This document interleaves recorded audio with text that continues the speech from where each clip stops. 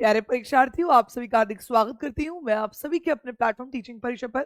यहाँ पर आप देख पा रहे हैं आपकी सीडीपी क्लास जो कि फोकस कर रही है आपके आने वाले जुलाई 2025 के सीटेट के एग्जाम को। यहाँ पर आपको सीडीपी के जो भी आपके प्रीवियस ईयर पेपर हुए, जो बच्चों को बहुत दिक्कत रहती है कि मैम कौन सा पेपर कब हुआ, कौन सा पेपर में किस तरीके के आंसर्स लगाए, सॉल्यूशंस लगाए, प्रश्न आए, वो सभी चीजें मैं आपको यहाँ पर कराती हूँ। यहाँ पर हमने 3 दिन पहले इस क्लास को शुरू किया था, जिसके अंतर्गत सबसे पहले जो आपका सबसे रीसेंट पेपर हुआ था, जो कि आपका दिसंबर का पेपर था, पेपर 1 पेपर 2 डिस्कस किया।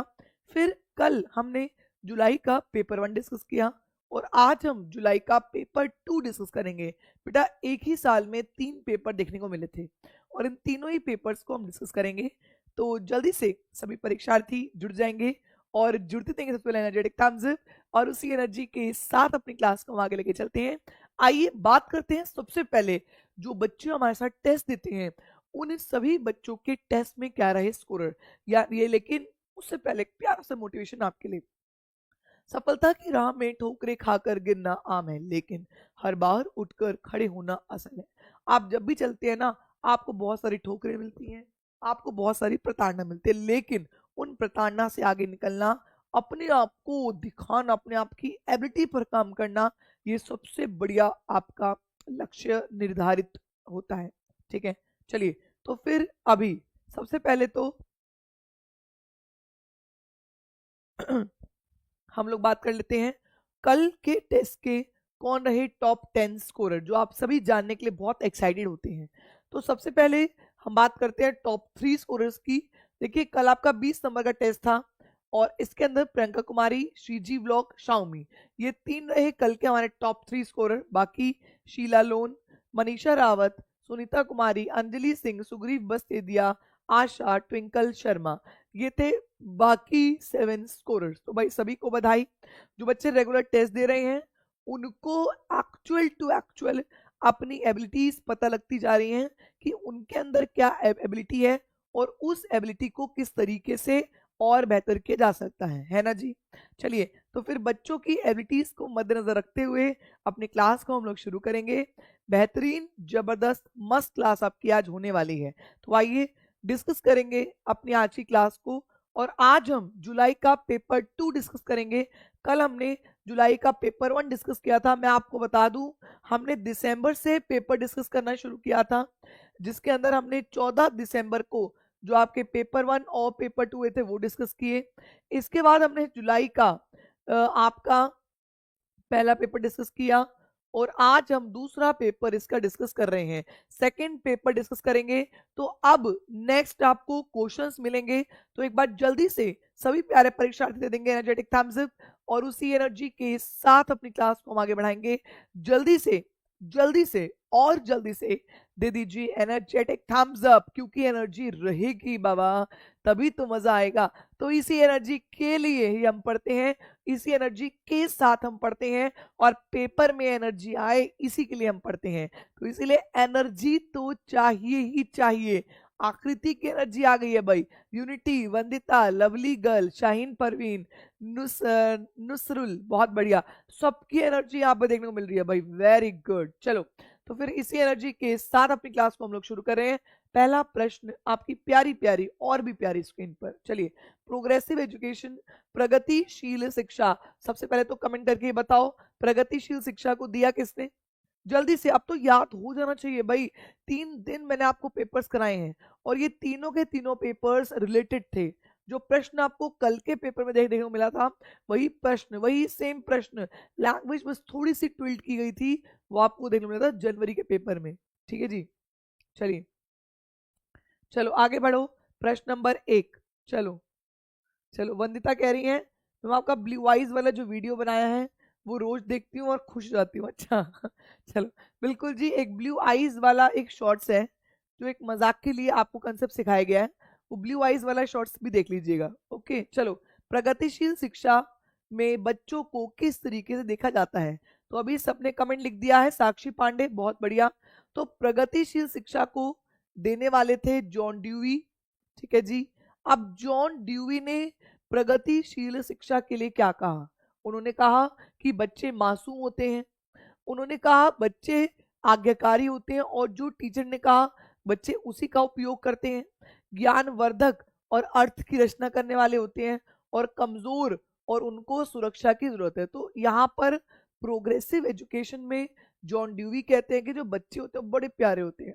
उन बच्चों को आपने क्या करना है, उन बच्चे को सिर्फ आपने सहारा देना है, बाकी वो अपना काम खुद कर लेंगे। तो यहाँ पर पहला प्रश्न सभी ने सही दिया, that is 3 option, C option बिल्कुल सही, बहुत बढ़िया।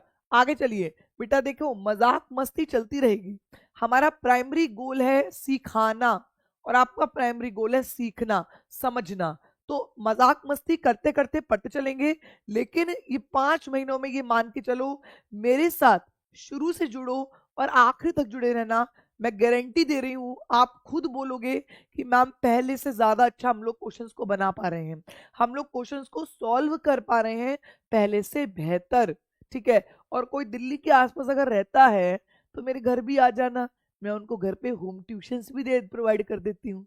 ठीक है जी, तो चलिए फिर दिल्ली वालों के लिए थोड़ी सी सुविधाएं तो बनती है जी, है ना जी। चलो भाई, दिल्ली वाले लिख देंगे डी, दिल्ली वाले लिख देंगे डी, क्योंकि दिल्ली वाले होते हैं दिल वाले, क्या है नहीं। चलो बात करते हैं प्रश्न नंबर 2।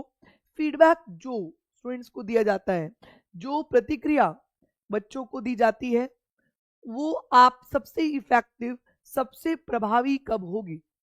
जो प्रतिक्रिया बच्चों को दी जाती है, फॉर एग्जाम्पल कुछ लवली गर्ल ने अच्छा किया, मैंने कह दिया लवली वेरी गुड, आप तो बहुत जबरदस्त कर रहे हैं। ठीक है, तो अगर कोई बच्चे को फीडबैक दिया जाता है तो किस तरीके से वो सबसे प्रभावी होगा बताइए। तो यह छात्रों की तुलनात्मक श्रेणी प्रदान करेगा। देखो बेटा, एक दूसरे को तुलना करना गलत है। यह सीखने की गतिविधि के दौरान पक्षपात भी होता है। तो देखो पक्षपात, सॉरी पश्चात, अच्छा यह सीखने की गति के दौरान और पश्चात, यानी कि अगर आप बच्चे को फीडबैक दे रहे हो तो पढ़ाने के दौरान और पढ़ाने के बाद, तो बिल्कुल सही कहा ये तो।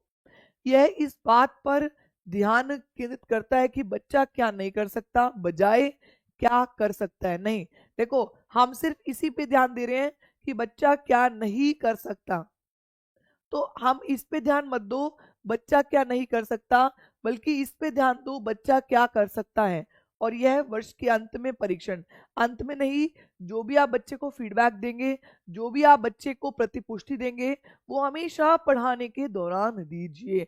तो जो यहाँ पर कह रहे हैं ऑप्शन नंबर 3 वो गलत है। इस क्वेश्चन को ध्यान से सुनो, it focus on what child can not do, वो इस पे फोकस करते हैं बच्चा क्या नहीं कर सकता, बल्कि वो इस पे फोकस नहीं करते कि बच्चा क्या कर सकता। तो ये उल्टा लिख दिया। ये देखते हैं बच्चों की वीकनेस क्या है, ये नहीं देखते बच्चे के अंदर क्षमता क्या है। तो ये तो उल्टा किया बेटा, इसलिए गलत हुआ, ये गलत हुआ, ये गलत हुआ। इसका सेकंड बी ऑप्शन, बेटा क्वेश्चंस अच्छे होते हैं, घुमा के देता है वो क्वेश्चंस, आप उन क्वेश्चन को कैसे समझते हैं ना, वो इंपॉर्टेंट होता है। ठीक है, चलो जी यहां पर लगा लो बिकॉज, ठीक है, यहां पर लगाओ क्योंकि, और क्वेश्चन को उड़ाओ, शाबाश, बिकॉज और क्योंकि। और आज भी क्लास के बाद टेस्ट होगा, सभी प्यारे परीक्षार्थी टेस्ट जरूर दें। ओके, चलो प्रश्न नंबर 3। किशोरावस्था के दौरान जेंडर अपेक्षाओं के अनुरूप स्त्रीत्व और पुरुषत्व की परंपराओं का पालन करने के लिए दबाव पड़ जाता है।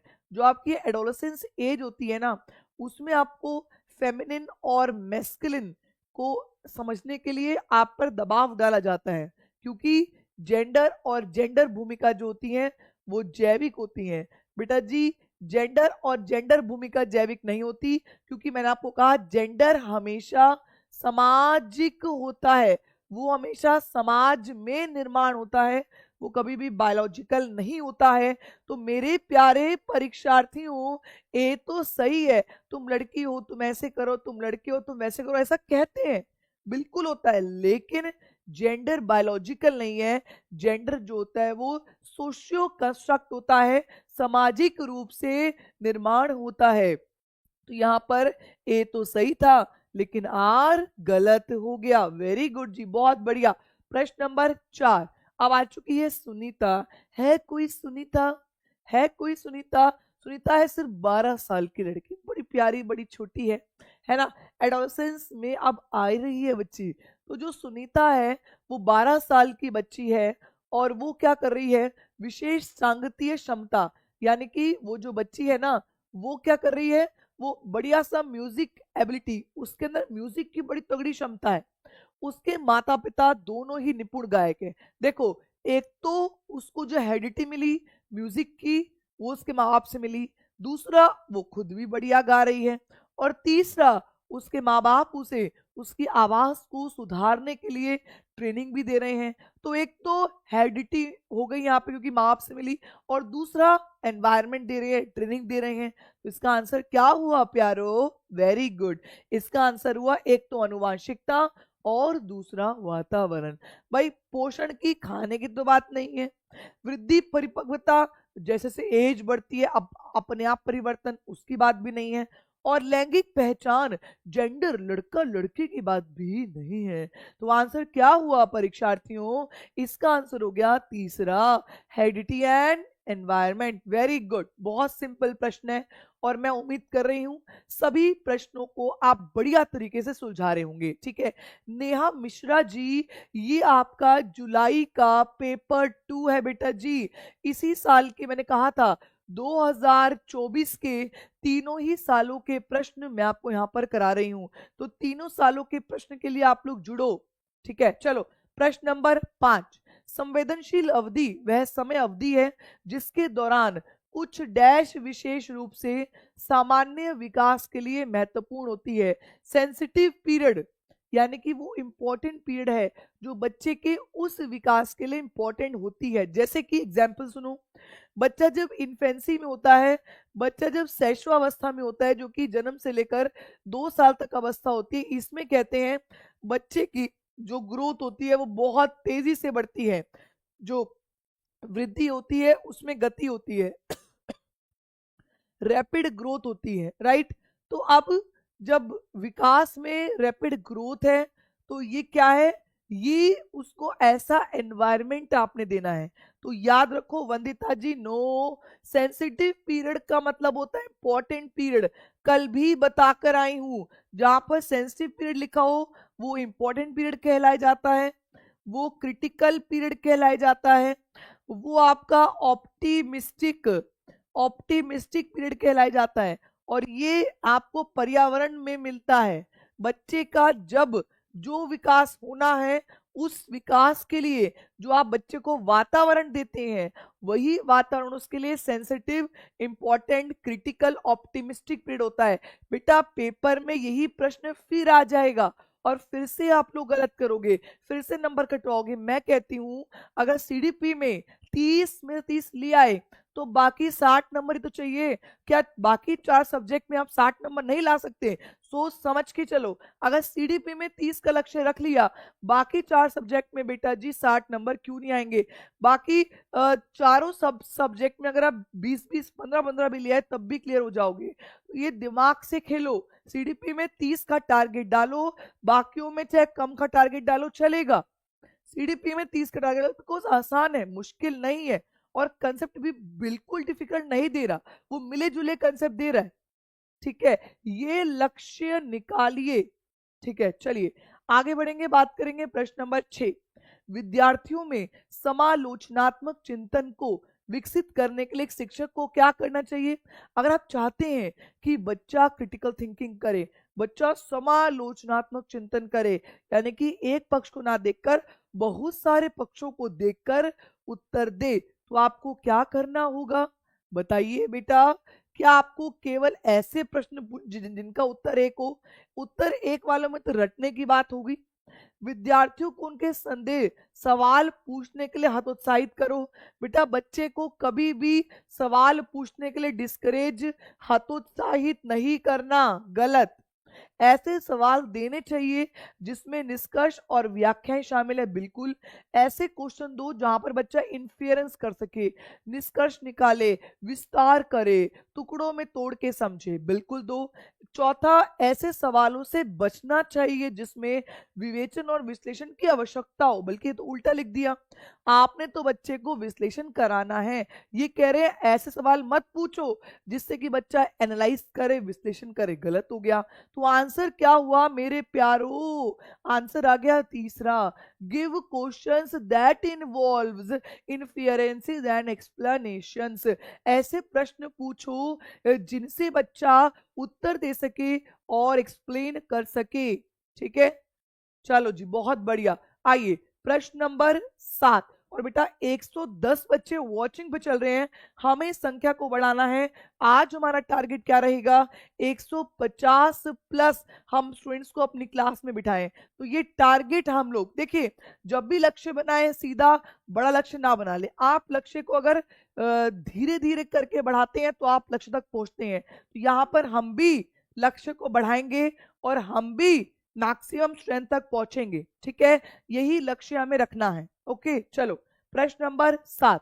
एक शिक्षिका खुद से पूछती है कि मैं ऐसे अनुभव कैसे प्रदान कर सकती हूं जिसमें छात्रों को पर्यावरण में विभिन्न प्रकार की वस्तुओं को वर्गीकृत करने और उनके वर्गीकरण के स्कीमाओं का विश्लेषण करने की आवश्यकता हो।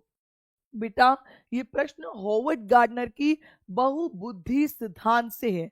अब ये जो हॉवर्ड गार्डनर की बहुबुद्धि का सिद्धांत है, इसमें पर्यावरण से जुड़ने की बात मैं आपको दो शब्द याद करा देती हूँ। एक शब्द है बेटा जी फ्लोरा और एक शब्द है फोना। फ्लोरा का मतलब होता है वनस्पति जगत यानी कि प्लांट्स, ट्रीज, और फोना का मतलब होता है जानवर जगत यानी कि एनिमल्स। तो जब बच्चा वातावरण से, पर्यावरण से जुड़ता है, उसको आप कहते हो नेचर से जुड़ना, और नेचर से जुड़ने को आप बोलते हो प्राकृतिक बुद्धि यानी कि नेचुरल इंटेलिजेंस। लिंग्विस्टिक का मतलब होता है जब भाषा पर आपकी अच्छी पकड़ हो। इंटरपर्सनल का मतलब होता है जब आप दूसरे को समझ रहे हो। और बॉडीली काइनेस्थेटिक का मतलब होता है जब आप रामदेव बाबा बन जाते हैं। अब रामदेव बाबा क्या करते हैं जी? पेट को यूं घिसम बिछड़ करते हैं ना, ये पेट को आगे, पेट को पीछे, पेट को आगे। तो ये अपनी बॉडी को रबड़ की तरह रखते हैं। आपने नीरज चोपड़ा का देखा है, जब वो जेवलिन को फेंकने जाते हैं तो कैसे रबड़ की तरह भागते, ये फेंकते हैं बहुत दूर जाके 39, 40 के करीब जा जाते हैं ना। तो ये क्या है? ये क्या है एस अलोन जी? यहाँ पर जो है वो प्राकृतिक बुद्धिमत्ता की बात है, नेचुरलिस्टिक इंटेलिजेंस की बात है। समझ में आ गया? समझ में आ गया, बहुत बढ़िया। आगे बढ़िए, बात करेंगे प्रश्न नंबर 8। यहाँ पर देखिए जी, वंदिता कह रही है मैम आज सारे सी सही हो रहे हैं। बहुत बढ़िया, चलो बहुत बढ़िया। प्रश्न नंबर 8, महारत हासिल करने के लिए लक्ष्य निर्धारित करने से छात्र की अभिप्रेरणा और योग्यता के बारे में कैसे प्रभावित? वेरी वेरी वेरी इंपॉर्टेंट प्रश्न। महारत उन्मुखी यानी कि मास्टरी गोल ओरिएंटेशन। मास्टरी गोल का मतलब क्या होता है?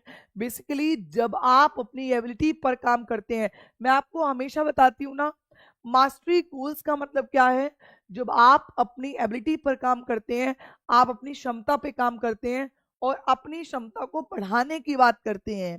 तो यहाँ पर देखो, यहाँ पर लिखा है स्थिर दृष्टिकोण। मैं आपको इंग्लिश में कराती हूँ। देखो यहाँ पर लिखा है एक्सट्रिंसिक मोटिवेशन, यहाँ पर लिखा है एक्सट्रिंसिक मोटिवेशन। तो ये तो आप खुद से मोटिवेट होते हो।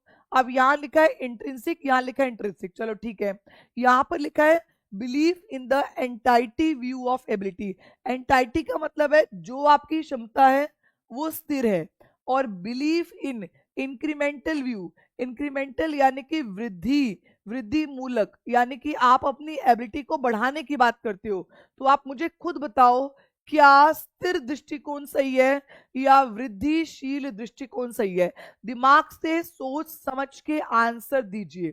भाई लवली गर्ल जी कह रही है भाई बी फॉर बेस्टी। बहुत बढ़िया। तो भाई बेस्टी बेस्टी होते हैं, तो इसीलिए बी जो है वो बेस्ट ऑप्शन है। ऑप्शन नंबर 2, बहुत बढ़िया। ध्यान से सोचा करो, समझा करो। यहाँ पर बाहरी अभिप्रेरणा नहीं होगा, बाहरी अभिप्रेरणा नहीं होगा। आंसर फंसेगा ए और बी में से। दोनों सेम है, आंतरिक है, आंतरिक है, लेकिन स्थिर दृष्टिकोण है और वृद्धिशील दृष्टिकोण है। तो वृद्धिशील से, क्योंकि हम अपने दृष्टिकोण को हमेशा बेहतर करते हैं, हम अपनी सोच को डायनेमिक यानी कि गतिशील रखते हैं। ठीक है जी, चलो जी। बात करेंगे प्रश्न नंबर 9। ओ बाबा, रमा जी आ गई हैं। कौन आ गई है? रमा। पढ़ो भाई। रमा एक शिक्षिका है जो वाइगोत्स्की के सिद्धांत को अपनाना कक्षा में लागू कर रही है। वह चुनौतीपूर्ण कार्य कहाँ गया को पूरा करने के लिए अपने छात्रों को समूह में काम करने के लिए नियुक्त करती है।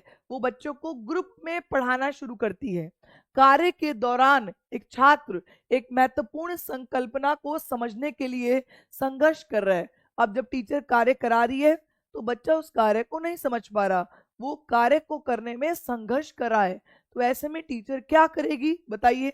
छात्र को समस्या का उत्तर दे देगी कि ये लो भाई उत्तर। छात्र को समस्या को स्वयं हल करने के प्रयास को प्रोत्साहित करेगी। चलो जी, कर सकती है। छात्र को एक अलग कार्य अलग अलग धलग नहीं करना और छात्र के साथ समस्या पर काम करे और समूह के अन्य सदस्यों को शामिल करते हुए आवश्यकतापूर्ण मार्गदर्शन यानी कि स्कैफोल्डिंग और फीडबैक प्रोवाइड करे।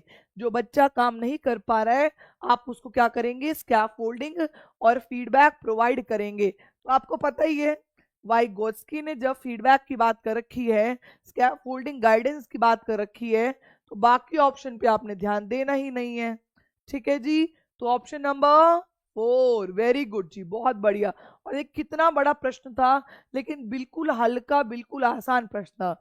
इससे हमें ये समझ में आता है कि बड़े प्रश्न ज्यादा इजी होते हैं। इजी किजी इजी। आगे बढ़िए। प्रश्न नंबर 10। प्रश्न नंबर 10, चलिए यहां पर लगा दीजिए बिकॉज, और यहां पर लगा दीजिए क्योंकि, और क्वेश्चन को उड़ाइए। शाबाश। शिक्षकों को विद्यार्थियों के बीच बहस, चर्चा और सहयोग को प्रोत्साहित करना चाहिए। जो टीचर्स होते हैं उनको बहस, चर्चा और सहयोग के लिए प्रोत्साहित करना चाहिए, क्योंकि ज्ञान उत्पादन ओहो एक निष्क्रिय प्रक्रिया है। ज्ञान जब आप बनाते हो तो क्या वो निष्क्रिय होती है या वो सक्रिय होती है? सोच समझ के, क्योंकि सोच तो भाई क्लास के अंदर ही आती है। तो बताइए, ज्ञान जो है वो निष्क्रिय है? नहीं, ज्ञान जो होता है वो सक्रिय रहकर होता है। अगर आप यहाँ पर एक्टिव नहीं है ना तो आप ना कुछ सीखने वाले, तो आपको क्या करना होगा? एक्टिव रहना होगा। तो A is true but R is false. A is true but R is false. Option number 3 इसका बिल्कुल सही। चलो जी, बात करते हैं प्रश्न नंबर 11। 11वां प्रश्न आपकी स्क्रीन पर। भावनाओं और व्यक्तित्व सामाजिक संबंधों में परिवर्तन, स्थिरता किस विकास में शामिल है? ये वाला प्रश्न आपके दिसंबर के पेपर में भी आया था। आपकी भावनाएं, आपका व्यक्तित्व, आपका समाज, एक तो आपकी भावनाएं, आपका व्यक्तित्व, ये किसके अंदर आ गए? ये आपके साइकोलॉजी के अंदर आ गए। ठीक है। और जो आपकी सामाजिक संबंध है ये आपके सोशियोलॉजी में आ गए। ठीक है जी। तो ये जो है यहां से निकला साइको और यहां से निकला सोशल। तो साइको सोशल डेवलपमेंट, सिंपल सी बात थी। आपको मालूम है साइकोलॉजी में हम बच्चों की भावनाओं की, हम बच्चों की पर्सनैलिटी की, बच्चों की बुद्धि की, बच्चों की अधिगम की, सबकी बात करते हैं। तो यहाँ से हमें मिला साइकोलॉजी और यहाँ से हमें मिला सोशल, दोनों को मिलाया साइको सोशल डेवलपमेंट। तो यहाँ पर option number 3 psycho social development बिल्कुल सही। व्यक्तित्व में समाज नहीं आता, भावना में समाज नहीं आता और संज्ञान में ना समाज आता ना आपका व्यक्तित्व आता, वहां पर सोचने समझने की बात होती। अब ये बात कमेंट करके बताओ कि psycho social development, psycho social development पर जिसके अंदर 8 स्टेजों की बात की है, ये विकास का सिद्धांत किसने दिया? ये बताइए भाई। वेरी गुड वंदिता, सुग्रीव, साक्षी, वेरी गुड। देखो पहले ही आंसर आ जाते हैं, लिखने से पहले ही बच्चों ने देख लिया कि मैडम अभी हमसे प्रश्न करेगी। और बिल्कुल सही कहा, इसके अंदर 8 स्टेज की बात की है। हर स्टेज में क्राइसिस, हर स्टेज में वर्सेस बनाम की बात की है। और इसको दिया है एरिक एरिक्सन ने। किसने दिया है? एरिक एरिक्सन ने दिया है। कर लेंगे, इजी कीजी एंड विजी, बहुत बढ़िया। चलो बात करते हैं प्रश्न नंबर 12, 12th क्वेश्चन, 12वां प्रश्न आपकी स्क्रीन पर। चलिए चलिए चलिए, शाबाश। छात्रों के विविध समूहों को पूरा करने के लिए निम्नलिखित में से कौन सांस्कृतिक रूप से उत्तरदायी शिक्षण का सही वर्णन करता है? अगर आप बच्चे को कल्चर के अनुसार यानी कि सोसाइटी के अनुसार पढ़ाना चाहते हैं, जिस संस्कृति से वो आया है उसके अनुसार अगर आप बच्चे को पढ़ाना चाहते हैं, तो आप इन चारों में से क्या अपनाएंगे? सुविचारित होगा, जो भी बच्चा पढ़ेगा वो पहले से इंटेंशनल होगा, जानबूझ के पढ़ेगा क्योंकि उसको पढ़ना है, बिल्कुल भाई सुविचारित तो होगा ही। अनुकूलित होगा, बच्चा अपने एनवायरनमेंट में ढल के पढ़ेगा। विभेदित होगा यानी कि डिफरेंशिएटेड होगा, हर बच्चे का ध्यान रखेगा, लेकिन मानकीकृत नहीं होगा। बेटा हमेशा मैंने आपको बोला है ऐसे प्रश्नों में नीचे वाला पढ़ा करो, तो स्टैंडर्डाइज नहीं होगा। ये गलत हुआ, ये गलत हुआ, ये भी गलत हो गया। आंसर आया आपका तीसरा ऑप्शन, तीसरा ऑप्शन इसका बिल्कुल सही है। तो जो बच्चे तीसरा दे रहे हैं आकृति एंड एवरीवन, वो बिल्कुल सही, बिल्कुल मस्त, बिल्कुल जबरदस्त आंसर दे रहे हैं। ठीक है, क्लियर। चलो आगे बढ़ेंगे, बात करते हैं प्रश्न नंबर अगला, एसर्शन और रीजन। मैं आपको बता रही हूं, आप बस यहां पर लगातार रोज डेली 11 बजे आओ, आप अपने अंदर खुद ही चेंज देखोगे, आप अपने अंदर खुद ही चेंज देखोगे, आप खुद ही बोलोगे कि मैम हाँ हमारे अंदर चेंज आ रहा है, हम पहले से हमें खुद को लग रहा है कि हमें बेहतर क्वेश्चंस की पहचान हो रही है। ठीक है जी, क्लियर है। चलो आगे बढ़ो, प्रश्न नंबर 13, स्कूलों को उस ढांचे के भीतर कार्य करना चाहिए जो तैयार उत्पाद और सीखने के परिणामों का आकलन करते हैं। ये कह रहे हैं स्कूल वो अच्छे हैं जो सिर्फ रिजल्ट पर ध्यान देते हैं। सोचो, क्या सिर्फ रिजल्ट पर ध्यान देना काफी है? सोचो, क्या हम बच्चे की लर्निंग पर ध्यान नहीं देंगे, बच्चों कितना समझ आ रहा हम उस पर ध्यान नहीं देंगे, हमें सिर्फ बच्चों के नंबर चाहिए, तो क्या नंबर वाली चीज सही होती है? मुझे हाँ और हाँ जी में जवाब दो। तो नहीं होती जी, तो इसीलिए दोनों ही गलत। जब ये गलत तो ये भी गलत। देखो क्या लिखा है, सीखना पक्के तौर पर अनुक्रमिक और पदानुक्रमित होता है, तो जो पक्के तौर पर लिखा है ना ये गलत है। टाइटली नहीं होता सीखना, बच्चे को खुला छोड़ो सीखेगा यार। अगर बांध के रस्सी से बांध दोगे तो क्या कोई बच्चा पढ़ लेगा? हम तो नहीं पढ़ पाए और ना तुम पढ़ पाए, तो वो छोटे प्यारे नुन्ने कुन्ने बच्चे कैसे पढ़ लेंगे, है ना? तो आप पक्के तौर पर को गलत करो, इसको गलत करो। आंसर आ गया बेटा जी आपका चौथा, जो चौथा दे रहे हैं वो बिल्कुल सही, बिल्कुल स्पष्ट आंसर दे रहे हैं। ठीक है, समझ में आ गया। अगर क्लास पसंद आ रही है तो मैडम को क्यूटी प्यूटी वाला लाइक छोड़ दो, जल्दी से लाइक छोड़ दो। और जितने भी व्हाट्सएप, फेसबुक, इंस्टाग्राम ग्रुप में आप लोग शामिल हो, टेलीग्राम ग्रुप में आप लोग शामिल हो, सब में ये शेयर कर दो। और जो चैनल को सब्सक्राइब नहीं किए वो लोग सब्सक्राइब कर देंगे। चलो बहुत बढ़िया। चलो आगे बढ़ेंगे, प्रश्न नंबर 14, लेव वाइगोत्स्की के अनुसार भाषा और विचार के बीच क्या संबंध है?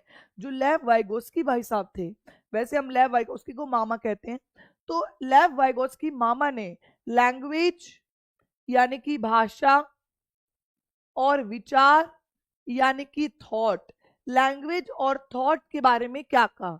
ये कहते हैं भाषा से बच्चे के विचार बनते हैं, ये कहते हैं भाषा से बच्चा अपने आप को गाइड करता है और उसी से बच्चे के विचार बनते हैं। तो आप बताओ कहां पर कौन सा पॉइंटर इसका सही है? भाषा विचार को आकार नहीं देती, लेकिन आकार तो देती है। विचार भाषा को आकार देते हैं? नो, विचार नहीं बल्कि भाषा विचारों को आकार देगी। भाषा और विचार एक दूसरे से बिल्कुल स्वतंत्र हैं। स्वतंत्र हैं? नहीं बाबा। हाँ ठीक है, हमने माना स्वतंत्र, लेकिन बुरी तरह से तो नहीं है।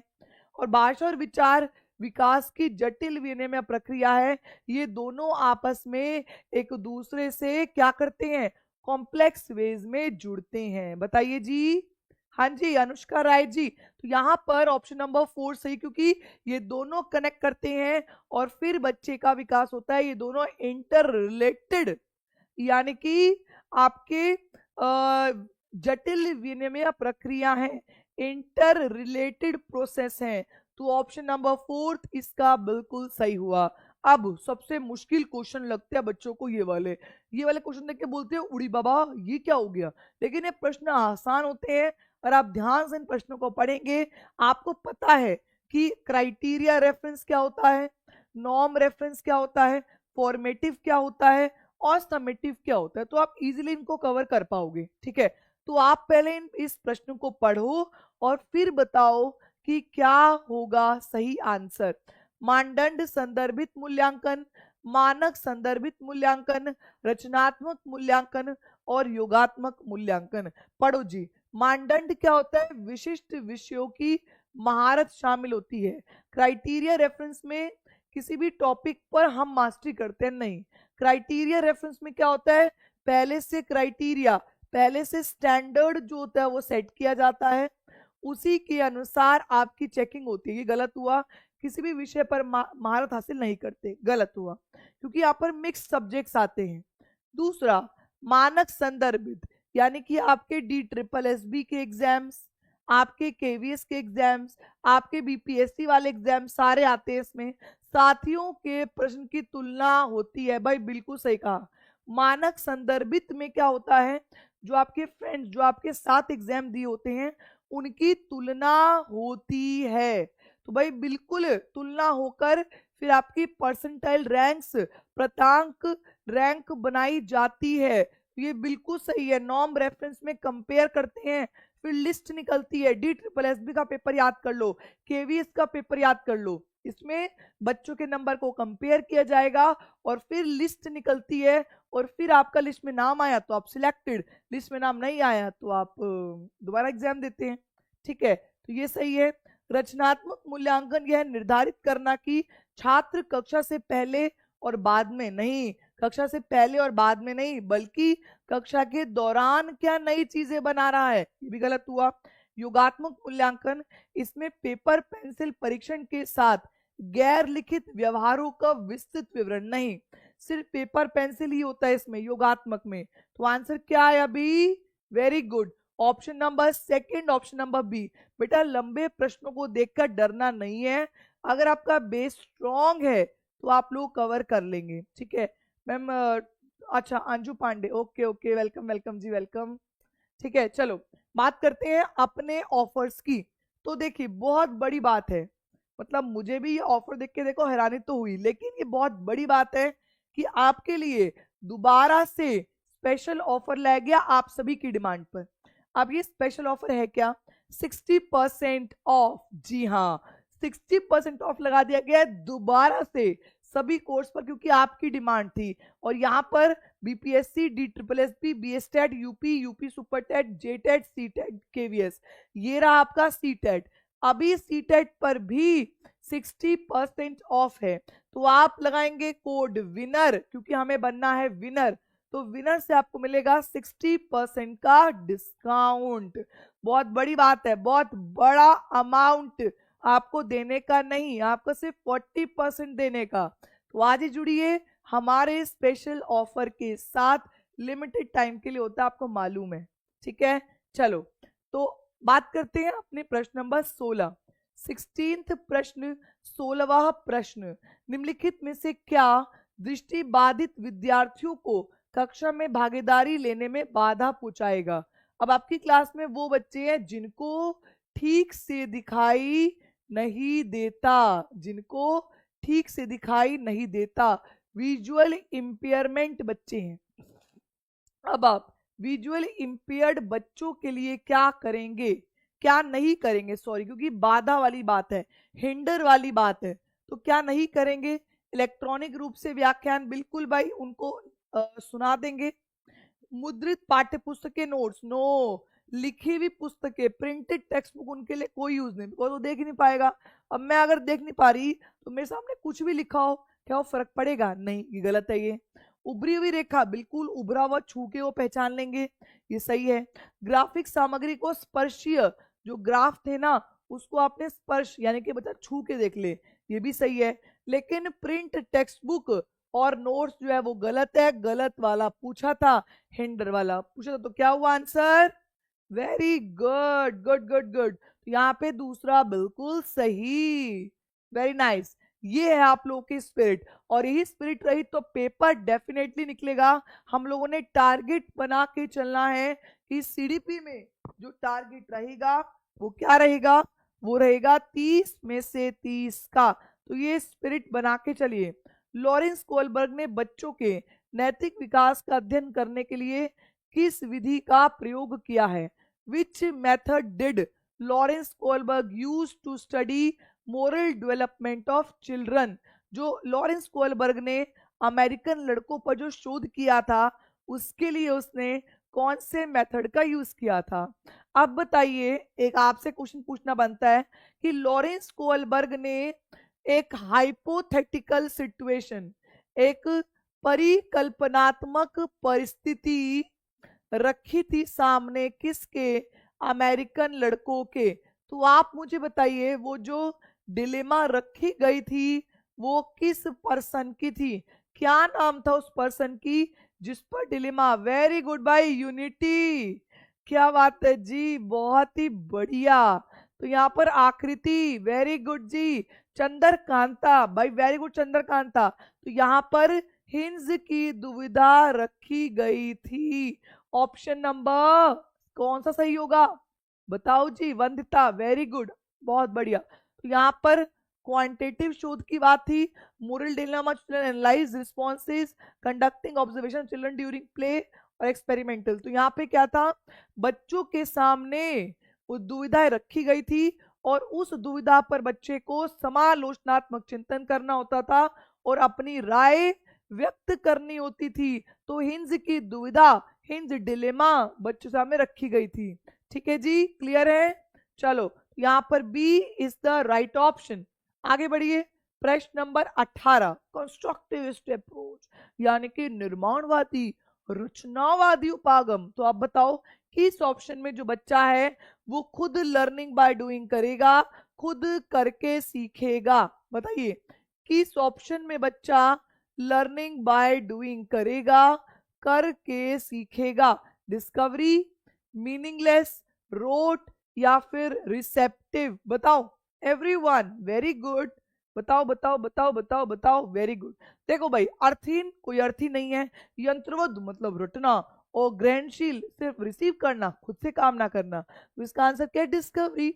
बच्चे को बोलो जा बेटा गार्डन में जा, और गार्डन में जाके देख के आ कि कितने फ्लावर्स हमारे वहां लगे हुए हैं। तो बच्चा गया, डिस्कवरी करी, खुद करा, लर्निंग बाय डूइंग करा, करके सीखा, डायरेक्ट एक्सपीरियंस लिया, कंस्ट्रक्टिविस्ट अप्रोच हो गया। सही बात है। देखो भाई, दिल फेंको आशिक फिर से आ गए और लगातार दिल पे दिल फेंके जा रहे हैं। क्या बात है जी, बहुत बढ़िया। चलो भाई, अब एक प्रश्न तो बनता है यहाँ पर। क्या बनता है प्रश्न? डिस्कवरी मेथड किसने दिया? ये प्रश्न बनेगा। बताओ डिस्कवरी मेथड, बताओ बताओ बताओ जी। देखो दिल फेंको आशिक, अरे बाबा रुक जाओ भाई, दिल फेंको रुक जाओ, बता दो आंसर क्या होगा। डिस्कवरी मेथड किसने दिया? ये देखो भाई, साक्षी पांडे जी कह रही हैं बच्चा सारे पौधे ही उजाड़ देगा। हाँ, ऐसा हो सकता है बिल्कुल, लेकिन हम बच्चे को समझाएंगे भाई पौधे ना उखाड़ियो, तू बस सिर्फ पौधों को गिन के ऊपर ऊपर करके आ जाइयो। ठीक है। तो डिस्कवरी मेथड किसने दिया? बताओ जी। ब्रूनर, बहुत बढ़िया। कौन, किसका आंसर सही है? यूनिटी का, मनीषा का, किल, नो किल नहीं है, किल तो किल कर देगा भाई, किल नहीं है, किल पैट्रिक प्रोजेक्ट है। ठीक है। मोहम्मद गुलजार, बहुत बढ़िया। तो यहाँ पर डिस्कवरी मेथड दिया है जेरोम सिंड्रोम ब्रूनर के द्वारा दिया गया है। ठीक है जी। चलो आगे बढ़ेंगे, बात करेंगे प्रश्न नंबर 19, 19th प्रश्न। बेटा जो आप किल पैट्रिक कह रहे हैं ना, किल, किल पैट्रिक जो आप कह रहे हैं, ये किल पैट्रिक तो किल कर देगा आपको। ये बेसिकली प्रोजेक्ट मेथड की बात करता है। इसकी परियोजना विधि जिसकी देन है वो हमारे किल पैट्रिक। और किल पैट्रिक जो है वो जॉन ड्यूवी के शिष्य थे। किसके थे? जॉन ड्यूवी के शिष्य थे, याद रखो। ओके। चलो प्रश्न नंबर 19, पठन वैकल्य से जूझ रहे छात्रों को पढ़ना सिखाया जा सकता है कैसे? जो बच्चे हैं जो कि पठन वैकल्य से जूझ रहे हैं, जिन बच्चों को डिसलेक्सिया है, आप उनको कैसे पढ़ाएंगे? जिन बच्चों को डिसलेक्सिया है, आप उन बच्चे को कैसे पढ़ाएंगे? व्यवस्थित ध्वनात्मक प्रशिक्षण के माध्यम से आप ध्वनि पढ़ाएंगे उसे। जैसे कि फॉर एग्जाम्पल बच्चा बी और डी में कंफ्यूज होगा, तो आप कहेंगे बेटा इसको ब कहते हैं, आप कहेंगे बेटा इसको ड कहते हैं, और फिर ब एट बैट, ड एट डैट, ऐसे फोनोलॉजिकल अवेयरनेस देंगे, ध्वनि को समझाएंगे। करेक्ट है जी। आप बच्चे को बोलेंगे बहुत ज्यादा मुश्किल चीज पढ़, वैसे ही वो बेचारा घबराया पड़ा है, वो मुश्किल चीज फिर पढ़ लेगा? नहीं। आप बच्चे को बोलेंगे लंबे लंबे लंबे लंबे पैराग्राफ पढ़, नो। अनुकूलन की अनुबंध विधि के माध्यम से, अनुकूलन यानी कंडीशनिंग, बच्चे को रटवाएंगे, नो। ये भी गलत, ये भी गलत, इसका पहला सही है। फोनोलॉजिकल ट्रेनिंग हम बच्चों को देंगे, पहला इज द करेक्ट आंसर। आगे बढ़िए, प्रश्न नंबर 20 आ गई जी। प्याजे चाचा, जीन प्याजे, तो प्याजे के संज्ञानात्मक विकास का सिद्धांत क्या बताता है? जो जीन प्याजे की कॉग्निटिव डेवलपमेंट थ्योरी है, संज्ञानात्मक विकास का सिद्धांत है, वो क्या बताता है? आपके सामने 4 ऑप्शन है बेटा, फटाफट मैक्सिमम शेयरिंग कर दो ताकि मैक्सिमम बच्चा हमारे साथ प्यारा प्यारा जुड़ जाए जल्दी से। बहुत बढ़िया। तो आप बताइए, जो जीन प्याजे की कॉग्निटिव डेवलपमेंट थ्योरी है वो क्या दिखाती है? व्यवहार को दंड और पुरस्कारों के माध्यम से अनुकूलित किया जाना चाहिए, अवधारणाओं को जटिल से सरल के क्रम में सिखाया जाना चाहिए, पाठ्यक्रम को बच्चों के आयु समूह वह चरण को ध्यान में रखकर तैयार करना चाहिए, या शिक्षण का बल गतिविधि के परिणाम पर होना चाहिए, ना कि सोचने की। देखो भाई, ये सोचने की बात करते हैं, ये उल्टा लिखा है। ये जटिल से क्रम की बात करते हैं, नहीं, ये कहते हैं पहले सरल फिर जटिल, ये भी उल्टा लिखा। ये दंड और पुरस्कार की बात नहीं करते बेटा, दंड और पुरस्कार की बात B.F. स्किनर भाई साहब जी करते हैं। ठीक है, तो इसका आंसर हो गया तीसरा। ये कहते हैं जैसे जैसे बच्चे की एज बढ़ती है उसका माइंड का स्टेज भी बेहतर होता है, पहले सेंसरी, फिर प्री, फिर कॉन्क्रीट और फिर फॉर्मल, ये 4 स्टेज की बात करते हैं। कौन? जीन प्याजे चाचा जी। तो आंसर क्या हुआ? फटाफट एनर्जी। चलो जी, बहुत बढ़िया।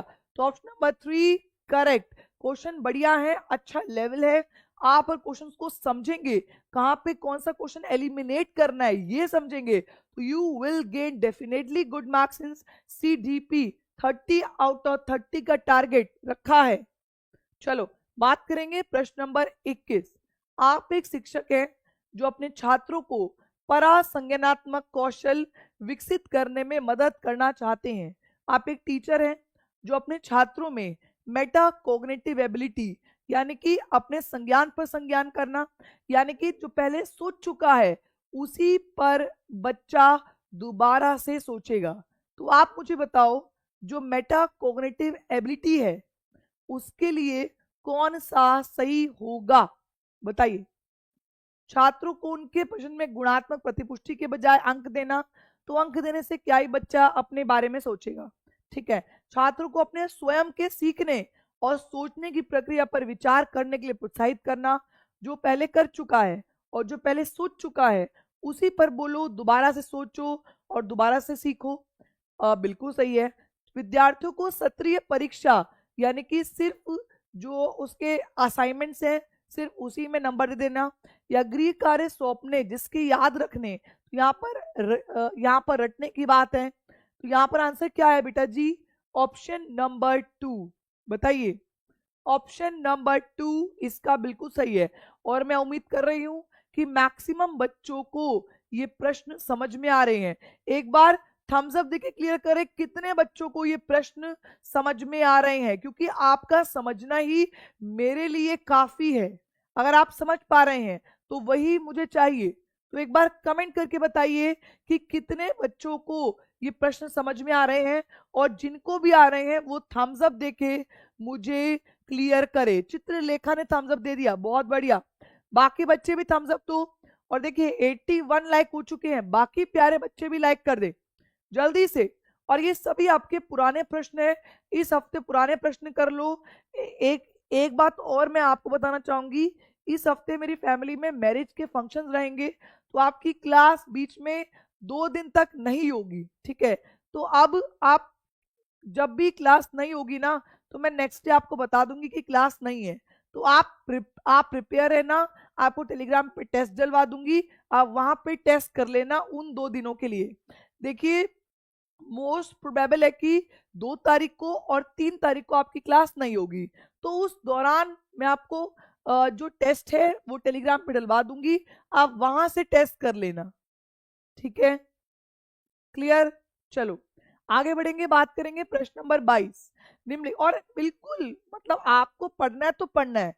मैं से संडे की छुट्टी देती हूँ बेटा जी, आप संडे के अलावा अगर कोई छुट्टी हो रही है तो आप उस दिन भाई करो। और 2 तारीख को संडे है, ठीक है? अगर संडे को ऑफ है तो कोई दिक्कत नहीं है, आपकी 3 तारीख को आपका टेस्ट बन जाएगा।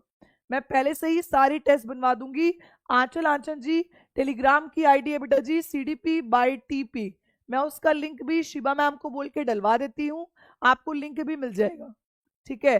तो शिबा मैम अगर सुन पा रहे हो तो प्लीज एक बार टेलीग्राम की आईडी डाल दो ताकि बच्चों तक हमारी बात पहुंच जाए और वो रेगुलर जुड़े। मतलब बेसिकली क्या है, पढ़ना इंपॉर्टेंट है यार, तो रेगुलर पढ़ो, अपने आप पेपर निकल जाता है। चलो जी, निम्नलिखित में से कौन सा कथन स्वलीनता के संदर्भ में सही है? स्वलीनता यानी कि ऑटिज्म।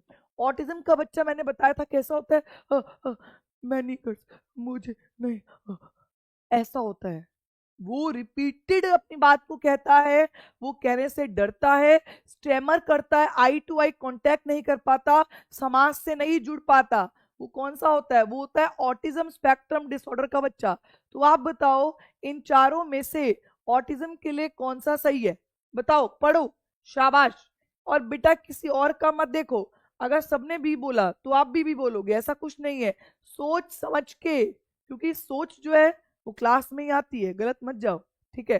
तो स्वलीनता वाले सभी लोगों में कम से कम एक विशेष कौशल, क्यों भाई, क्यों विशेष कौशल?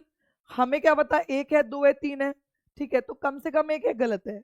स्वलीनता एक तंत्रीय विकासात्मक विकार है, यानी कि न्यूरोलॉजिकल डेवलपमेंट, बिल्कुल सही है, ये है, ठीक है? सी, स्वलीनता केवल वातावरण नहीं, ये वातावरण है और ये आपकी हेरिडिटी की और ये आपके न्यूरॉन्स का भी संबंध नहीं हो पाता, जिससे भी आप ऑटिज्म के शिकार हो सकते हो। और स्वलीनता का इलाज किया जा सकता है, उम्र के साथ इसमें सुधार आ सकता है। नहीं, स्वलीनता का इलाज तो कर सकते हो, लेकिन जितना डिग्री का वो स्वलीन है वो उतना ही रहेगा, ठीक है? उसको आप ठीक नहीं कर सकते, तो इम्प्रूव तो नहीं हो सकता स्वलीनता, याद रखो, इंपॉर्टेंट है। स्वलीनता इंप्रूव नहीं हो सकता, स्वलीनता जितना है उतना ही रहेगा। हाँ, इसका इलाज हो सकता है, बच्चे को ट्रेनिंग दे सकते हो, लेकिन ठीक नहीं कर सकते, ठीक है जी? चलो जी, बात करते हैं प्रश्न नंबर 23। प्याजे और वाइगोत्स्की के सिद्धांतों में से एक प्रमुख समानता क्या है? अ की कॉमनैलिटी इन प्याजे एंड वाइगोत्स्की थ्योरी। प्याजे और वाइगोत्स्की की थ्योरी में दोनों में किस चीज की कॉमन बात है? मतलब दोनों ने किस चीज पर काम किया? बताओ भाई, दोनों ने लैंग्वेज और थॉट पे ही तो काम किया था, हाँ या ना? बताओ, भाषा और विचार के बीच संबंधों में उनके चिंतन, बच्चों के विकास में चरण जैसी प्रगति पर ध्यान, बच्चों की स्वयं की शिक्षा में संलग्नता और जुड़ाव, और रोल ऑफ कल्चर। तो बेसिकली इसका आंसर है तीसरा। हाँ, लैंग्वेज और थॉट पे काम किया, लेकिन दोनों के सेम थॉट्स नहीं थे। वाइगोत्स्की कहते थे कि बच्चा लैंग्वेज से थॉट पर जाएगा, और प्याजे कहते थे कि बच्चा थॉट से लैंग्वेज पर जाएगा। तो दोनों के सेम विचार तो नहीं थे। स्टेज की बात वाइगोत्स्की नहीं करी और कल्चर की बात दोनों नहीं करते, कल्चर की बात सिर्फ वाइगोत्स्की करते हैं।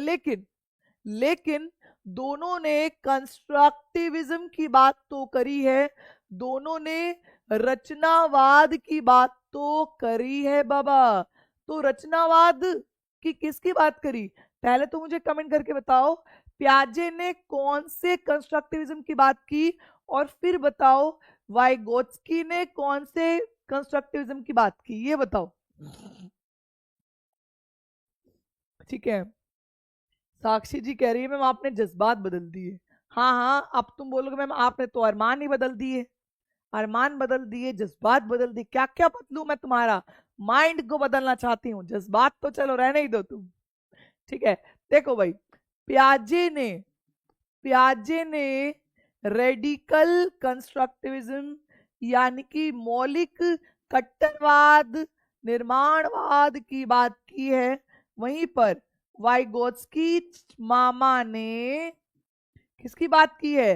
सोशियो कंस्ट्रक्टिविज्म की बात की है, यानी कि सामाजिक निर्माणवाद की बात की है।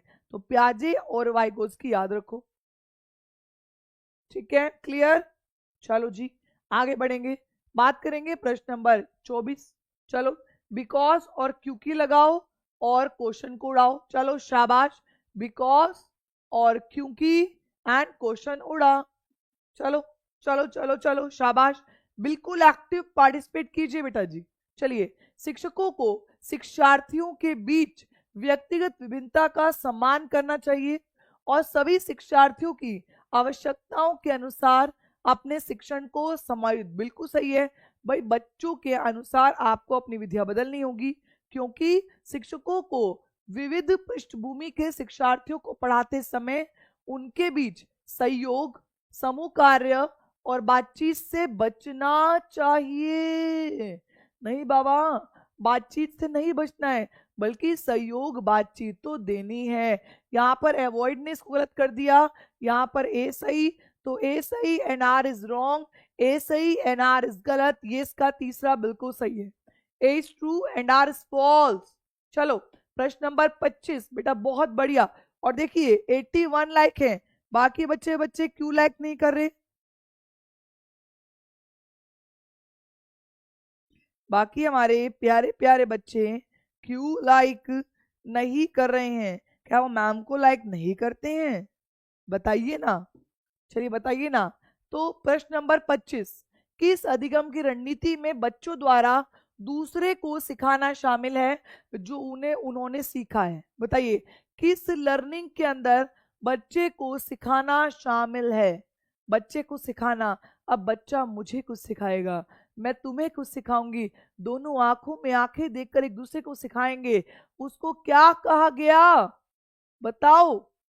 बिल्कुल एनर्जी। यार तुम एनर्जी नहीं दिखाते, नो। इसका आंसर क्या होगा? Reciprocal teaching. अच्छा चलो एक बात बताओ, ये टर्म किसने दिया?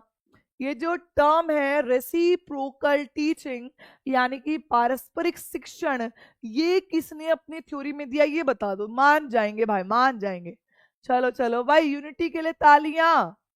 Very good Vandita, Xiaomi, very good. तो यहाँ पर कौन कौन कौन दे रहा है? Very good. तो यहाँ पर हमारे वाइगोत्स्की जी ने ही रेसिप्रोकल टर्म की बात की, रेसिप्रोकल टीचिंग की बात की। तो ऑप्शन नंबर 4 इसका बिल्कुल सही है।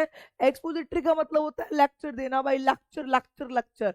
रोड का मतलब होता है रटना, कंडीशनिंग का मतलब भी रटना ही होता है। तो यहाँ पर ऑप्शन नंबर 4 करेक्ट है। समझ आ गया भाई? याद रखो, ये टर्म्स याद रखेंगे तो आपको पता है। फॉर एग्जाम्पल, अगर पेपर में अगर रेसिप्रोकल टीचिंग इस बार आया, जुलाई में भी आया और अब भी आएगा, अब रेसिप्रोकल की जब बात हो गई तो आपके दिमाग में तुरंत से क्लिक कर जाएगा, रेगुलर आओगे ना, याद हो जाएगा कि रेसिप्रोकल वाइगोत्स्की। और वाइगोत्स्की क्या बोलता है? Society, culture, language. तो ये ऑप्शन देखो। तो इस तरीके से हमारा दिमाग, जो हमारा माइंड है ना, वो ऐसा ही है, ऐसे रिलेट करके पढ़ता है। तो आप रिलेट करके पढ़ो बेटा। ठीक है, चलो प्रश्न नंबर 26।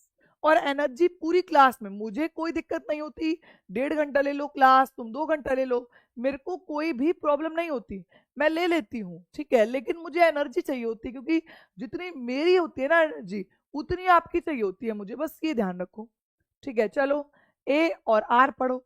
एशियाई संस्कृतियों में जो सामाजिक सद्भावना पर जोर देते हैं, क्रोध की अभिव्यक्ति को हतोत्साहित किया जाता है और शर्म को प्रोत्साहित किया जाता है, क्योंकि भावनाएं व्यक्ति परक हैं और सीखने में कोई भूमिका नहीं है।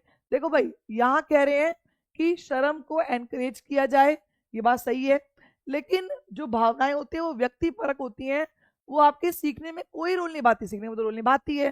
तो इसीलिए आपका ऑप्शन नंबर 3 ए सही और आर गलत। भाई दोनों गलत क्यों दे रहे हो? क्वेश्चन तो पढ़ो। In Asian culture which stress social harmony expresses anger are discourage and shame is encourage. बिल्कुल ऐसा होता है, एंगर को डिस्करेज किया जाता है और शर्म को एनकरेज किया जाता है। ये बात सही है भाई, गुस्सा मत दिखाओ, आपने सामने वाले से बात करते हुए थोड़ा सोचो समझो, ऐसा होता है ना हमारे एशियन कल्चर में। ठीक है, ये बात सही है। लेकिन इमोशन जो है वो सब्जेक्टिव तो है, लेकिन पढ़ने में भी आपके रोल अदा करते हैं। ठीक है, तो यहाँ पर 3 बिल्कुल सही। चलो जी आगे बढ़ो जी। प्रश्न नंबर 27, 27, ये बहुत आसान प्रश्न है एंड वेरी वेरी इंपॉर्टेंट प्रश्न। पियाजे ने क्या कहा है कि बच्चों की सोच उनके वयस्क से किस प्रकार से अलग होती है? बच्चों की सोच उनके एडल्ट से किस प्रकार से अलग होती है? आप बताओ जल्दी। बच्चों की सोच उनके बड़ों से किस प्रकार से अलग होती है? मैंने आपको हमेशा ये बताया है कि दोनों तो गलत। देखो, एक है गुणात्मक रूप और एक है मात्रात्मक रूप, क्योंकि पियाजे ने 4 स्टेज दी हैं और 4 स्टेजों की अपनी अपनी विशेषताएं हैं। तो ये कहते हैं कि बच्चों की सोच उनके बड़ों से एट क्वालिटेटिव यानी कि गुणात्मक रूप से भिन्न होती है। ऑप्शन नंबर 3 इसका बिल्कुल सही। आगे बढ़िए। प्रश्न नंबर 28, 28th क्वेश्चन। निम्नलिखित में से कौन सा प्रश्न विश्लेषणात्मक चिंतन को बढ़ावा देता है? Which of the following question promotes analytical thinking? इनमें से कौन सा प्रश्न एनालिटिकल थिंकिंग को बढ़ावा देगा, विश्लेषणात्मक चिंतन को बढ़ावा देगा? बताओ। भारत की राजधानी, भारत में कितने राज्य हैं, भारत की कुल जनसंख्या कितनी है, या फिर भारत में जनसंख्या वृद्धि के विभिन्न कारण क्या है? देखो बेटा, ये 3 जो प्रश्न है, ये कैसे प्रश्न है? डिक्लेरेटिव प्रश्न है, डिक्लेरेटिव थिंकिंग के प्रश्न है, यानी कि घोषणात्मक चिंतन के प्रश्न है, जहां पर से फैक्ट पूछा गया। लेकिन यहाँ पर आप देखिएगा कि जो पॉपुलेशन बढ़ रही है उसके कारण क्या है, तो इसके लिए आपको डीप में बड़ी प्रॉब्लम को टुकड़ों में तोड़ना होगा और फिर बताना होगा। सही है कि नहीं है? तो यहाँ पर 4th जो है वही आपका विश्लेषणात्मक चिंतन की बात करता है। ऑप्शन नंबर 4th, भारत की जनसंख्या वृद्धि के विभिन्न कारण क्या है?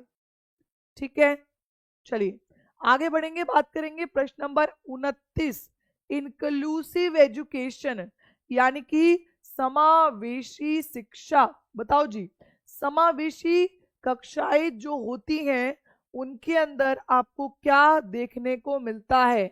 इंक्लूसिव एजुकेशन, समावेशी शिक्षा, बताइए।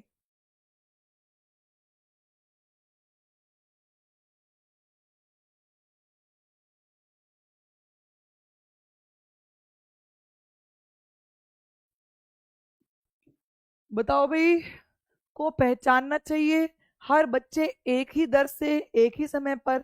अरे बच्चों की सोचने की दर अलग अलग होती है। अब कोई जल्दी सोचता है, यहाँ पर देखो कोई देर में दे रहा है आंसर, कोई ध्यान से पढ़ के देता है, कोई तुरंत गलती कर देता है। तो बच्चे की सोचने की सीखने की दर सबकी अलग होती है। मैं विशेष बच्चों की जरूरतों को पूरा करने के लिए एक अलग शैक्षिक कार्यक्रम नहीं, बच्चे को कभी भी अलग थलग मत करो। ये जो अलग शैक्षिक कार्यक्रम है ये गलत है। अलग अलग विभिन्नताओं के अनुसार विभिन्न निर्देश, बिल्कुल सही कहा ये कि जो भी बच्चों के अंदर इंडिविजुअल डिफरेंस है, जो भी बच्चों के अंदर विभिन्नता है उसी के अनुसार बच्चे को पढ़ाओ, ये बात सही है। चौथा, बच्चों के बीच हर तरफ की विभिन्नता को दूर करने का लक्ष्य है।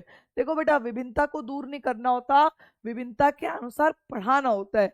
अगर बच्चे किसी बच्चे की मैथ्स में बच्चा अच्छा है तो क्या आप उसकी उस विभिन्नता को दूर कर दोगे कि सब बच्चों को हमने समान बनाना? नहीं। तो जो बच्चे की विभिन्नता है उसी के अनुसार पढ़ाओ। तो इसीलिए इसका तीसरा बिल्कुल सही। आइए लास्ट क्वेश्चन जो कि है 30th प्रश्न आपकी स्क्रीन पर। यहां पर लगा दीजिए बेटा जी बिकॉज, और यहां पर लगा दीजिए क्योंकि, और क्वेश्चन को उड़ाइए। बिकॉज और क्योंकि लगाइए और प्रश्नों को उड़ाइए। Very good. शिक्षकों को बच्चों को प्रयोग के लिए बहुत सारे अवसर देने चाहिए और उदाहरणों और गैर उदाहरणों पर चर्चा करनी चाहिए। बिल्कुल करनी चाहिए, क्योंकि बच्चों में गलत धारणाओं से निपटने का एक रचनात्मक तरीका होता है विपरीत उदाहरण देना। अब बच्चे को हम पढ़ा रहे हैं प्याजे और बच्चे को हमने दिए वाइगोत्स्की के भी एग्जाम्पल। तो अगर बच्चा वाइगोत्स्की के बारे में सोच रहा होगा प्याजे समझकर, तो उसकी वो गलतफहमी भी दूर हो जाएंगी। तो इसीलिए हम गैर उदाहरण टॉपिक से हटके एग्जाम्पल देते हैं ताकि बच्चे की गलत अवधारणा भी दूर हो जाए। यहाँ पर ऑप्शन ए और आर दोनों सही, ऑप्शन ए और आर दोनों के दोनों सही। और ये थी आपकी 30 प्रश्नों की श्रृंखला। जैसा कि मैंने कहा है, आपकी पेड क्लासेस बहुत बेहतरीन है, बहुत जबरदस्त है। 60% ऑफ सभी के लिए कल 11 बजे मिलिएगा। 60% ऑफ का फायदा उठा लीजिए। क्लास आपकी एक्टिव है, क्लास ले लीजिए और अपनी नॉलेज को, अपने ज्ञान को बेहतर कर लीजिए। हम मिलते हैं आपसे अगली क्लास में, जो कि रहेगी कल सुबह 11 बजे। जुड़ना ना भूलिए। तब तक thank you everyone for watching. खुश रहें, आबाद रहें, मुस्कुराते रहें और रेगुलरिटी बनाए रखें। तब तक धन्यवाद।